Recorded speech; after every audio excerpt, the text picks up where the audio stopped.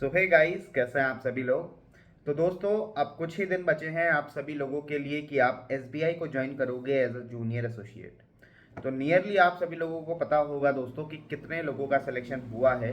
Nearly 13,000 लोगों के आसपास बच्चे जो हैं वो 23 जुलाई को ज्वाइन करेंगे। अब इसमें से कई लोगों के दिमाग में ये चीज़ें आ रही हैं कि सर हमें किट कब मिलेगा, क्योंकि मेन चीज़ जब एसबीआई को कोई ज्वाइन करता है तो एक बहुत ज़्यादा ही अ, बढ़िया सी चीज़ ये होती है कि हमें एक वेलकम किट मिलता है, जिसमें कुछ कुछ चीज़ें होती हैं। लोग अलग अलग रील डालते हैं, वीडियो डालते हैं, शॉर्ट्स डालते हैं, फोटोज़ डालते हैं अपनी अपनी। तो सर वो हमें कब मिलेगा। अब देखिए दोस्तों, यहाँ पर दो ऐसी चीज़ें हैं।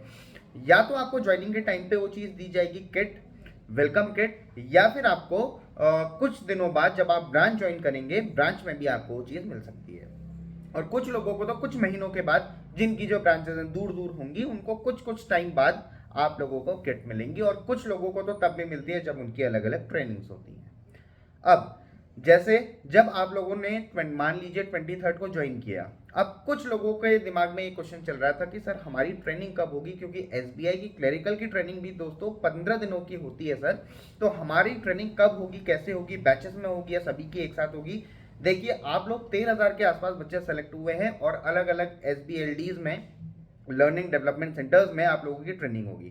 तो ऐसा तो बिल्कुल भी पॉसिबल नहीं है दोस्तों कि एक ही साथ सबकी ट्रेनिंग हो जाए। आपके अलग अलग बैचेस बनाए जाएंगे। फॉर एग्जांपल मानकर चलिए, एक ब्रांच है, कोई XYZ ब्रांच है, वहां 4 बच्चे भेज दिए गए। तो 4 बच्चों में से एक बच्चे की होगी, फिर दूसरे की होगी, फिर तीसरे की होगी, फिर चौथे की होगी। तो ऐसे अलग अलग गैप्स में आप को मैं बताऊं, इस बार जब मेरी ट्रेनिंग हुई थी वो अभी नियरली, मेरी ज्वाइनिंग अगस्त में हुई थी और अगस्त के बाद मेरी जो ट्रेनिंग थी दोस्तों, वो अभी जून के महीने में हुई थी। एक महीने, एक नियरली 10 महीने के आसपास। तो ट्रेनिंग आपकी होते रहेगी, आपको मेल आते रहेंगे।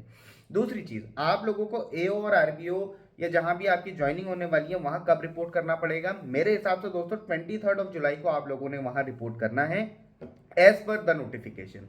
तो एओ आरबीओ में अलग अलग जगह आप लोगों को वहां आपको बुलाया जाएगा।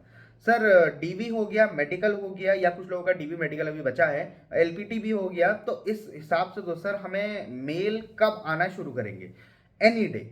आप कल से किसी भी दिन एक्सपेक्ट कर सकते हैं कि आप लोगों को ज्वाइनिंग के मेल आने शुरू हो जाएंगे। जिन लोगों का एलपीटी, डीवी और मेडिकल हो चुका है, आप लोग तो किसी भी दिन, किसी एक्चुअली किसी भी मोमेंट, इनफैक्ट आज भी रात को भी, आप कभी भी एक्सपेक्ट कर सकते हैं कि आप लोगों को मेल आ जाए कि 23 को आप लोगों को ज्वाइन करना है।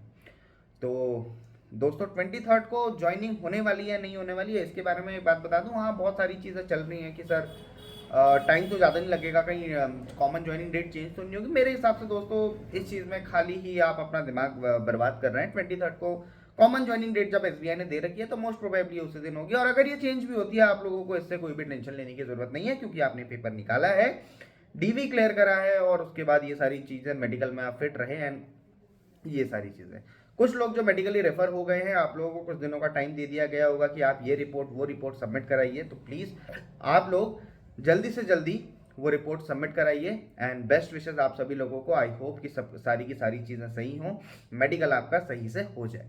तो दोस्तों, ये ही कुछ चीज़ें थी जो कुछ लोगों के मन में कमेंट सेक्शन में मैं देख रहा था। उन सभी चीज़ों के मैंने आंसर दे दिए। कुछ और चीज़ हैं तो आप डेफिनेटली मुझसे कमेंट सेक्शन में पूछ सकते हैं। मिलते हैं दोस्तों नेक्स्ट वीडियो में।